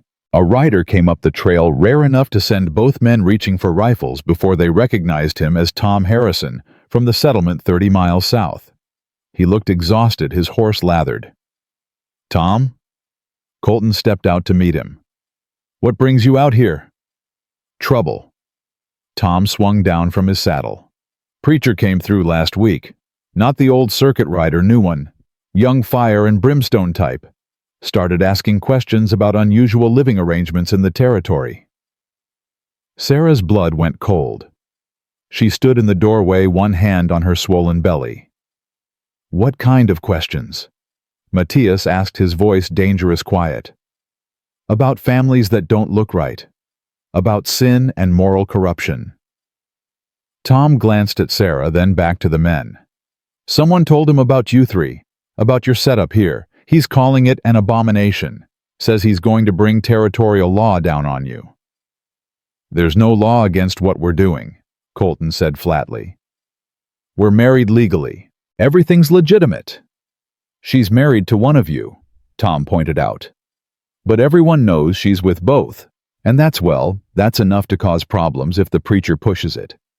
Polygamy laws are fuzzy out here, but with the right pressure they could charge you with something. Adultery maybe. Moral corruption. Take the kids away even. Take the kids." The words hit Sarah like a fist to the gut. She gripped the doorframe to stay upright. "They can't," she whispered. "They can't take my children." "They can if they decide you're unfit." Tom's expression was sympathetic but grim. "I'm sorry. I came to warn you. The preacher's gathering support. Might be a month before he acts, might be a week. But he's coming." After Tom left, they sat around the table in stunned silence. Jeremiah and Eleanor played in the corner, oblivious to the threat hanging over them. "We could leave," Matias said finally. "Pack up. Head deeper into the mountains where no one would find us." "With 3 kids, and Sarah pregnant." Colton shook his head. "We'd never survive that journey, not in winter." "Then we fight." Sarah's voice came out harder than she expected. "We fight for our family, for our right to exist." "Fight how?" Matias asked. "We're not going to win against church and law combined." "Then we make them see reason." Sarah stood pacing despite her bulk. "We make them understand we're not hurting anyone. We're raising good children, working hard, contributing to the territory. What right do they have to destroy that?" "The right of people who think they know better," Colton said bitterly. "The right of folks who can't imagine love looking different than what they're used to." Sarah's hands trembled with rage and fear. 15 years of building this life. 15 years of proving their family could work.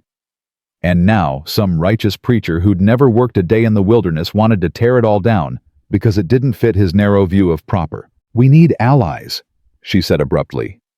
"Tom warned us. Maybe others would stand with us too." "Who?" Matias challenged. "Everyone knows what we are, Sarah. Most are too polite to say anything, but that doesn't mean they approve." "Then we find the ones who don't care about approval. The ones who understand survival looks different out here." Sarah met both men's eyes. "We've spent 15 years hiding in plain sight. Maybe it's time to stop hiding." Over the next week, they made careful visits to the few neighbors scattered within a day's ride. The widow McAllister, who ran her own ranch with help from her adult sons. The Johnsons, who'd lost 2 children to scarlet fever and understood grief, made its own rules. The Chen's Chinese immigrants who knew what it meant to be judged for being different. Some turned them away. Some listened with closed faces and made no promises. But some enough agreed to speak on their behalf if the preacher came calling. "You've been good neighbors," Mrs. McAllister said bluntly. "Never caused trouble. Helped when my barn burned down 2 years back. I don't care how many men share that woman's bed as long as they're good people, and you are. So yeah, I'll speak for you." The support felt fragile, conditional, but it was something. The preacher came in late November, just as the first major snowstorm was building. He arrived with the territorial marshal and 3 men Sarah didn't recognize, witnesses, probably or enforcers. Sarah stood on the porch between Colton and Matias, Jeremiah, and Eleanor, behind her skirts, and watched them approach with her heart hammering. The preacher was young, maybe 30, with burning eyes, and the kind of certainty that came from never having been truly tested. He looked at their cabin, at the 3 adults standing together, and his lip curled in disgust. "You're Sarah Bennett Reed?" he asked, not dismounting. "I am."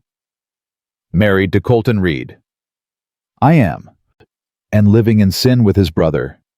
Sarah lifted her chin. "I'm living with my family, both my husbands, raising our children, working our land, breaking no laws." "You're breaking God's law," the preacher spat.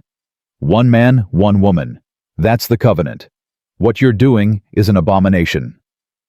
"What we're doing is surviving." Matias said, his voice cold. "What business is it of yours how we live?" "Immorality is everyone's business." The preacher finally dismounted, pulling papers from his coat. "I have testimony from multiple sources about your arrangement. I have the authority of the church, and I have the marshal here to enforce territorial law regarding moral corruption and the welfare of minor children." The marshal, an older man with a weathered face, looked distinctly uncomfortable. "Now, preacher, I'm not sure we have actual legal grounds." "Those children are being raised in sin," the preacher interrupted. "That's grounds enough. I'm calling for their removal to proper Christian homes until their mother agrees to dissolve this unholy arrangement." "No." Sarah's voice cracked like a whip. "You will not take my children." "You don't have a choice, woman. The law says I'm legally married to Colton Reed. That makes Matias his brother living in our household. Show me the statute that makes that illegal." The preacher's face reddened. "The statute of decency isn't a real statute." A new voice cut through the tension. They all turned to see Tom Harrison riding up with Mrs. McAllister, the Johnsons, the Chens, and half a dozen other neighbors. "And we're here to testify that the Reed family has been nothing but good neighbors for 15 years. We don't care about their sleeping arrangements," Mrs. McAllister added, dismounting with a grunt. "We care that they're honest, hard-working, and raise their kids right. That's more than a lot of proper families can claim." The preacher sputtered. "You're condoning sin. We're condoning survival." Johnson stepped forward. "My wife and we nearly didn't make it our first winter. The Reeds helped us, shared supplies when they didn't have plenty themselves, taught us how to preserve meat properly, never asked anything in return. That's Christian behavior, seems to me. More Christian than riding up here to tear a family apart." "Those children are happy and healthy," Mrs. Chen added in accented English. "We see them at trading post, polite, well-fed, loved. Why you want to take from good home?" The marshal was looking increasingly uncomfortable. "Preacher, these folks have a point. If there's no actual complaint of harm, if the children are well cared for, the complaint is moral corruption, which isn't a crime unless you can prove actual harm." The marshal turned to Sarah. "Ma'am, are you being held against your will?" "No." "Are your children being abused or neglected?" "Absolutely not." "Then I don't see grounds for removal." He looked at the preacher. "I'm sorry, Reverend, but personal morality isn't something the law can enforce.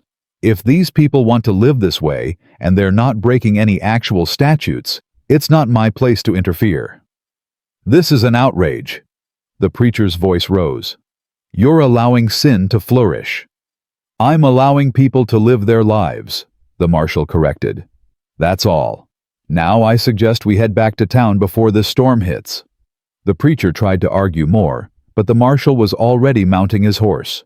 One by one, the other men who'd come with the preacher followed, clearly unwilling to face a blizzard for someone else's moral crusade. Finally, the preacher stood alone, staring at Sarah and her family with burning hatred. "You'll burn," he said. "All of you. God will judge you." "Maybe so," Sarah replied calmly. "But I'll face that judgment knowing I chose love over convention, chose family over fear, Chose to build something good even when people like you said it was impossible. I can live with that judgment." The preacher mounted and rode away without another word. As his figure disappeared into thickening snow, Sarah felt her knees buckle. Colton and Matias caught her, held her upright while she shook with delayed terror. "It's over," Colton murmured. "You did it. You saved us." "We saved us," Sarah corrected, looking at their neighbors. "All of us together." Mrs. McAllister smiled. "That's what neighbors do. Now get inside before you freeze. And next time there's trouble, you come to us earlier, understand? You're not alone up here, no matter how isolated you feel." After their neighbors left and the children were in bed, Sarah sat between Colton and Matias by the fire, still shaking. "I thought they'd take them," she whispered. "I thought we'd lose everything. But we didn't." Matias pulled her close. "Because we built something strong enough to defend. Because we have allies. Because what we've made here matters enough that people will fight for it." "Do you think he'll come back?" Sarah asked. "The preacher? Maybe," Colton said honestly. "But now people know what we are and that we're not ashamed of it. That's power he can't fight. Shame only works when people accept it. We don't. And that makes us dangerous to everything he believes." Sarah thought about that. They'd come out. Not explicitly, but effectively. Everyone knew now. Everyone had chosen sides. And enough had chosen theirs to matter. "I'm not ashamed," she said firmly. "I was once. When I first agreed to this, I thought I was damning myself. But now..." She looked between the two men who'd given her everything: home, family, love, purpose. "Now I know this is exactly where I'm supposed to be. Exactly who I'm supposed to be. And anyone who says different can go to hell." Both men laughed, the sound releasing tension that had been building for weeks. The third baby came in April. Another boy they named Thomas, after the neighbor who'd warned them. Sarah recovered quickly, her body now familiar with the process. Thomas was an easy baby, content to nurse and sleep and be passed between 3 sets of loving arms. The years that followed brought both challenge and triumph. Drought one summer that killed half their herd.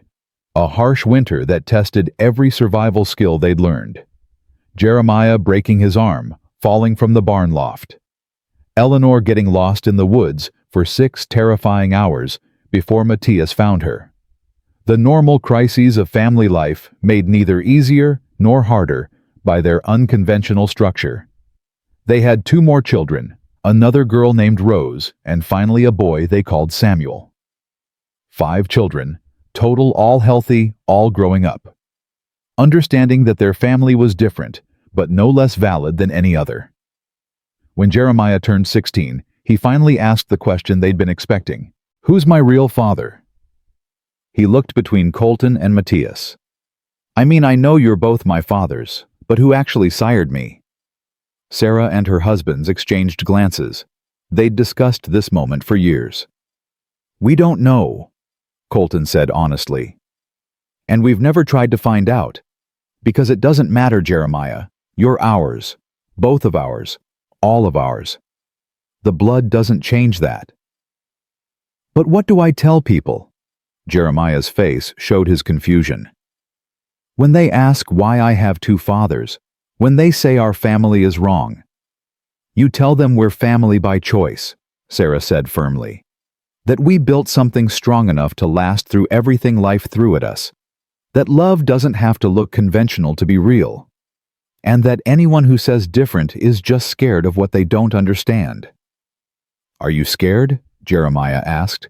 "That we'll be judged. That people will hurt us because we're different."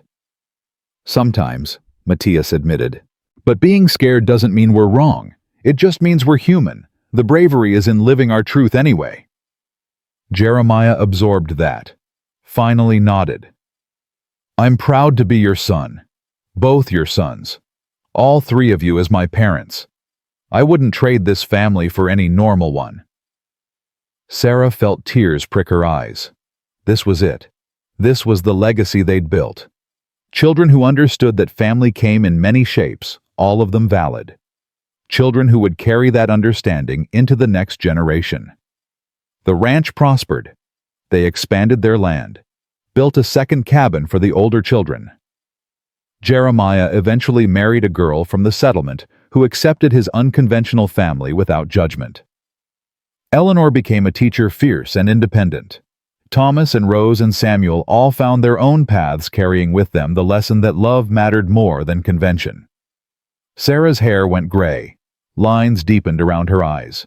Her body, which had borne 5 children and countless years of hard work, slowed down. But she never regretted, never wished she'd chosen differently. On her 50th birthday, surrounded by children and grandchildren who filled the cabin with noise and laughter, Sarah stood on the porch between Colton and Matias. Both silver-haired, now still strong but weathered by decades of mountain living, and looked out over everything they'd built. "Regrets?" Colton asked quietly. "Not a single one." Sarah leaned into his warmth. "You—" "Only that we didn't find you sooner," Matias said. He took her hand, threading his scarred fingers through hers. "Could have had more years together."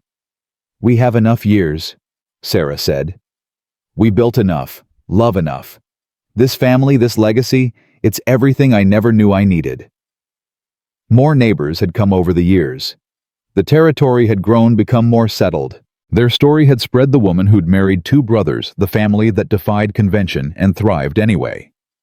Some still condemned them. Some still called them sinners. But more increasingly saw them as proof that family could take many shapes. That survival sometimes required breaking rules. That love mattered more than propriety. Sarah died at 63 in her sleep, between the 2 men who'd loved her for 40 years. Colton and Matias buried her on the hillside overlooking the valley where wildflowers grew thick in summer. They placed a stone that read simply, "Sarah Reed, beloved wife, mother, partner. She chose courage." Colton followed her 2 years later. Matias lived another 5, surrounded by children and grandchildren who carried on the ranch and the legacy. When the last of the original 3 died, the story didn't end. It continued through generations who'd learned that family was choice, that love was action, that convention mattered less than commitment. The Reed Ranch became legendary not for scandal, but for survival, for proving that unconventional could still mean strong, that different could still mean right, that 3 people choosing each other deliberately could build something that lasted beyond their lifetimes. Decades later, when same-sex marriage became legal and polyamorous families started fighting for recognition, scholars would look back at families like the Reeds, would see them as pioneers not of immorality, but of authentic living, of refusing to let other people's narrow definitions limit the possibilities of love. Sarah's great-great-grandchildren still lived on the ranch, still told stories of the woman who'd been brave enough to step off that stagecoach into the unknown, who'd chosen 2 men when society said she should choose one or none, who'd built a family that defied every rule and thrived because of it, not despite it. The cabin still stood, expanded and modified, but essentially the same. In the bedroom where Sarah had first locked the bolt, where she'd later opened that door to possibility, there hung a piece of leather cord, the same one used in their hand-fasting ceremony, preserved through generations as a reminder. Bound by choice, bound by love, bound by vows that mattered more than any law or judgment. That was the legacy Sarah left. Not scandal, not shame, but proof that courage could build something lasting, that love could take unconventional shapes and still be real. That family was what you made it, not what others told you it should be. She'd arrived at that mountain cabin, a desperate girl with no options and no future. She'd left it 40 years later as a woman who'd built an empire of love that would outlast her by generations, who'd proven that even in the harshest wilderness, humanity could flourish if people were brave enough to choose each other honestly. The mountains kept their silent witness to everything the Reed family had built, kept the story alive in wind through pines and snow on peaks and wildflowers, marking a grave where a brave woman rested between the two men who'd loved her without reservation. And if you listened carefully on quiet nights, you could almost hear it, the echo of three voices speaking vows under open sky, binding themselves together not because they had to, but because they chose to. Because love, real love, couldn't be contained by convention or fear or judgment. Because Sarah Bennett Reed had looked at an impossible choice and said yes anyway. Had walked into that cabin terrified and walked out of life decades later triumphant. Had built a legacy that proved what she'd whispered that last night before she died with Colton and Matias holding her hands. I chose to stay. And I'd choose it again every single day, every single lifetime, forever. That choice, that brave, impossible, perfect choice, was her legacy, and it would echo through generations long after the mountains themselves crumbled to dust.